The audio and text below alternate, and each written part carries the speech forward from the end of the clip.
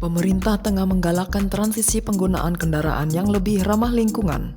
Sayangnya, harga kendaraan listrik di Indonesia masih terbilang cukup mahal. Sebut saja harga mobil listrik di Indonesia dibanderol harga di kisaran 500 juta rupiah bahkan hingga miliaran rupiah. Meski memang telah masuk harga mobil listrik dari Wuling yang bisa didapat di kisaran 200 juta rupiah, Direktur Selios Bima Yudhistira pun mencoba menjabarkan alasan mobil listrik di Indonesia belum terjangkau. Pertama, masih sedikitnya produsen mobil listrik di dalam negeri.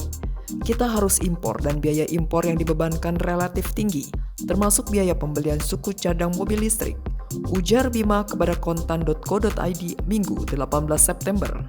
Kedua, biaya baterai mobil listrik mencapai 40% dari harga mobil itu sendiri. Bima menyayangkan hilirisasi ekosistem baterai dalam negeri yang masih belum kuat. Padahal, Indonesia merupakan produsen nikel yang besar, sehingga setidaknya bisa menutup beban biaya produksi baterai.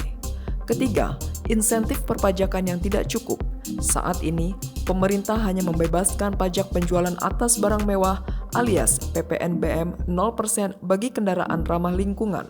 Keempat, belum ada insentif non-pajak yang signifikan untuk kepemilikan kendaraan listrik. Bima pun memberi saran agar harga kendaraan listrik, khususnya mobil listrik, bisa ditekan.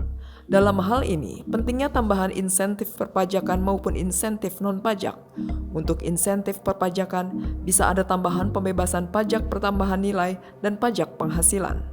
Kalau bisa pun, pajak kendaraan listrik yang menjadi wilayah pengaturan pemerintah daerah juga diberi pembebasan dalam 3 tahun pertama.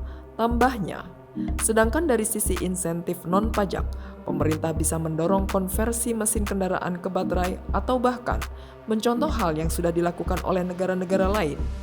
Bahkan, pemerintah Prancis menyediakan mobil tua dengan cc besar untuk ditukar dengan mobil listrik.